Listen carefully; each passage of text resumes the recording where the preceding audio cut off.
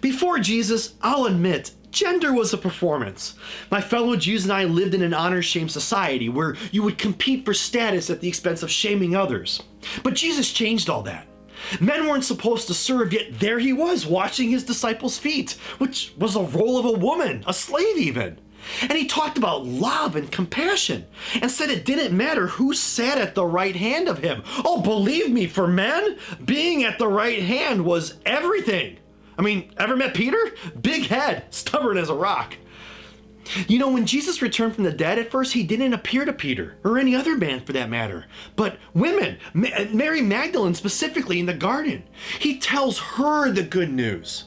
You know, in our society, women were second-class citizens who weren't even allowed to testify at legal proceedings. But here is Jesus telling her to testify to all the ends of the earth. She is truly the apostle to the apostles, and I have no doubt that she'll go down in history as a beloved disciple of Jesus and a prominent early church leader. Jesus was all about breaking traditional gender roles. And then 20 years later, Paul wrote a letter to the Galatians telling them that through faith in Christ, there is no longer a difference between men and women, slaves and free, and Jews and Gentiles. And that's how we conduct ourselves. Paul says, wives, you be subordinate to your husbands, but adds, husbands, you be subordinate to your wives. We even have women in church leadership roles. We practice true gender equality with Jesus as our model.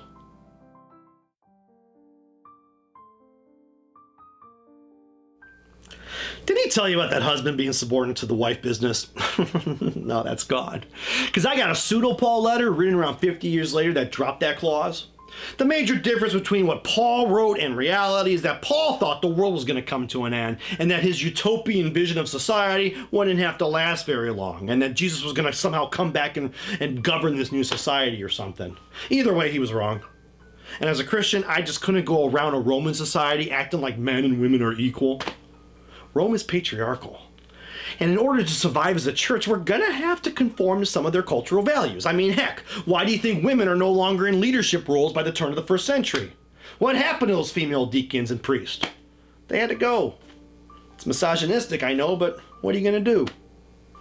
But hey, we didn't totally sell out to the Roman concept of masculinity. I mean, they're all about being warriors. Manliness for them is defined by combat and power, and as Christians, we're totally opposed to war. We see it as a sin. In fact, I can't imagine any Christian man ever picking up arms ever again. Many of my Christian brothers have already been martyred for their refusal to participate in the emperor's wars. They know that the key markers of Christian manliness is patience and submissive endurance. And that comes into full expression through the brave way we face martyrdom, like Peter did when he asked to be crucified upside down. When our Roman neighbors mock us, we defend our patient courage and humility by saying that we are a new kind of soldier, a soldier of Christ. And they mock us, but here's the real funny. The Roman Empire is on the verge of collapse due to what's looking more and more like a fledgling military. I mean, so Roman men are going to have to start reconsidering their conceptions of manliness and unmanliness. A military man is hardly a man if he's constantly losing battles, am I right? You lose battles for the same reason you lose at sports. Because you're from Cleveland. Nah, just kidding. Because you're lazy. And you give in to self-indulgence, such as drinking, gluttony, soft couches, sexual excess. It's what's known as the life of effeminacy. So as Roman men's military valor decline, the philosophical male is going to gain prominence. You'll see. And with it will come the main virtue of the Stoic, self-control. And that includes chastity.